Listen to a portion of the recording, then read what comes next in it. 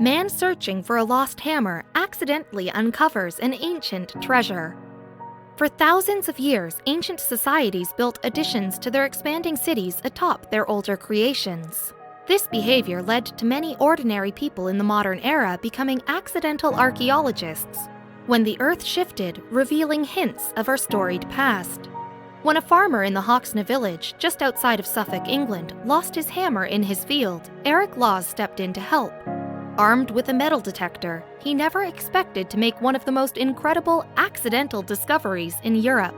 When Eric Wright retired, he received a metal detector as a gift. Here and there, he used the device to help friends and neighbors around town.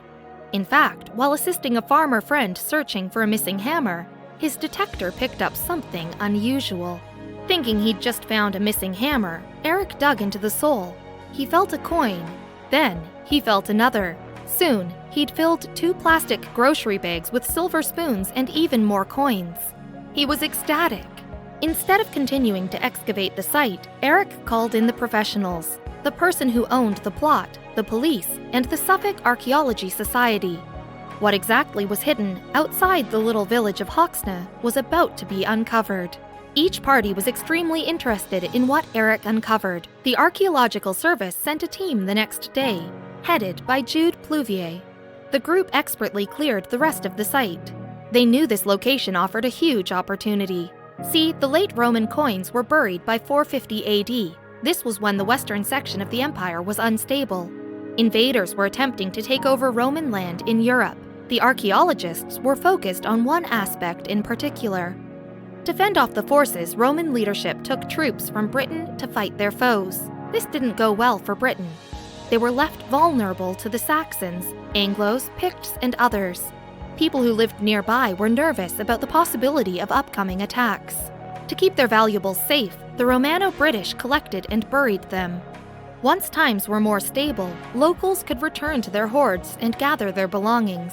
Not every owner was lucky enough to reclaim their buried items. So when Jude Pluvier's team started digging, they had high hopes. If this field was a secret stash house for an ancient village, they could learn a lot about their nation's history. They couldn't believe what they found. As they piled up artifacts that they wanted to keep until they could properly be extracted and examined in the lab, the experts noticed something peculiar. The find just kept growing and growing and growing. It wasn't clay pottery. No, it was gold and silver. 60 pounds of gold and silver, in fact. 60 pounds. This was unprecedented. Incredibly, there was even more. The buried treasure consisted of more than 15,000 Roman coins, dozens of silver spoons, and various golden objects. Because of the find's size, it's become known as the Hoxne Hoard. Great alliteration and a memorable name.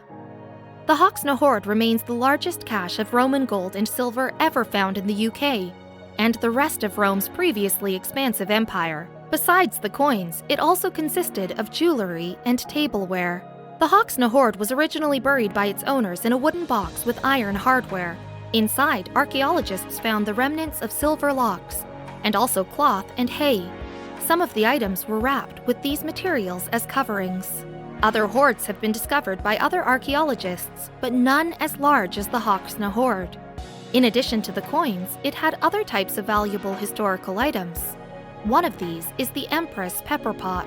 The Empress is a silver pepper pot shaped like a noble woman.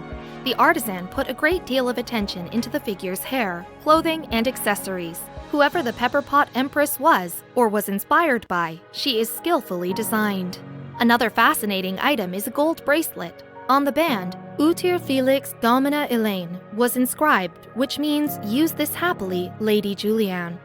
Lady Julian must have treasured this bracelet to want to protect it. The name Aurelius Ursinus was inscribed on other pieces in the hoard. Aurelius is a man's name, and because of this, experts wondered if Julian and Aurelius were the owners of this particular collection. Fortunately, Eric called the experts early, and they got to the site before it was contaminated by the general public. Still, after their find, they needed to find a spot that could protect the hall. The hoard is now safely stored in the British Museum. Visitors can view some of the most impressive Hoxne items and a selection of the curator's favorites. there's one item that stands out to guests. After all that gold was pulled from the earth, Eric managed to find the farmer's hammer.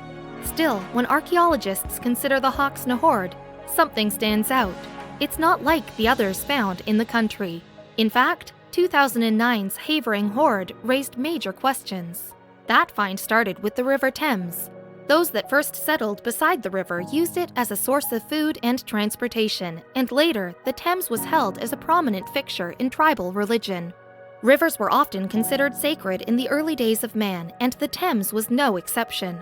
Alternatively named the Isis after the Egyptian goddess of motherhood and health, the Thames regularly drew worshippers looking to pay tribute to the gods of its shores.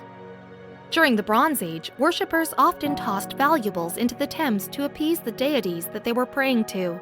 Weapons, jewelry, and currency were all cast into the river to bring good fortune upon their tribes. As civilization advanced, so did the Thames' role in society. The river served as a waterway for trade and exploration, a resource for industry, and even a leisure spot for boaters and swimmers.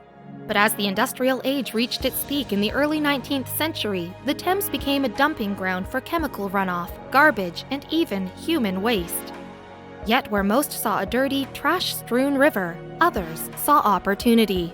Young boys known as mudlarks began scavenging the shores in search of items to sell, which were usually things like discarded silverware or old pottery. Yet ever so often, relics of the Bronze Age would turn up in the muddy waters and bring these boys a nice payday. The Thames has since been cleared of this pollution, and most present-day mudlarks believe that the Bronze Age relics that once washed ashore were lost to time. But in late 2019, one discovery flipped this theory completely on its head. In preparation for a new quarry project, a group of city workers were dispatched to the London borough of Havering to clear the area of any valuable artifacts. This was simply protocol, however, as the city was convinced the workers would come away empty-handed. But soon as their shovels hit dirt, the workers struck gold, or rather, bronze. The excavation had revealed 4 separate deposits of Bronze Age artifacts, each one more impressive than the next. In total, the workers pulled 453 individual relics from the cache, including swords, knives, axes, spearheads, and daggers. Non-weapons such as bracelets and woodworking tools were also recovered. It's incredibly rare to have uncovered 4 separate hoards of such size on one site, said Roy Stevenson of the Museum of London, as most large deposits are often found in isolation rather than in groups. This discovery is of huge importance due to the deliberate placement of each deposit. Stevenson continued and raises questions as to why this treasure was buried in this way and why it was never recovered. Several theories were put forth about the origins of the Havering Hoard, which was dated between 900 and 800 BCE. One researcher posited that the goods were buried there as an offering, much in the same way that they were once tossed into the water of the Thames. Others suggested the opposite, that the hoard was deposited in a ritual closing of a temple built alongside the river. This theory was somewhat supported by the fact that most weapons were broken when discovered. Yet, this fact could just support a more obvious claim, that the hoard was nothing more than a garbage dump. When early tribes abandoned bronze tools and weapons in favor of harder steel, they simply could have buried the goods to keep them out of reach. It is guesswork pretty much as to the intentions, curator Kate Sumnall told The Guardian.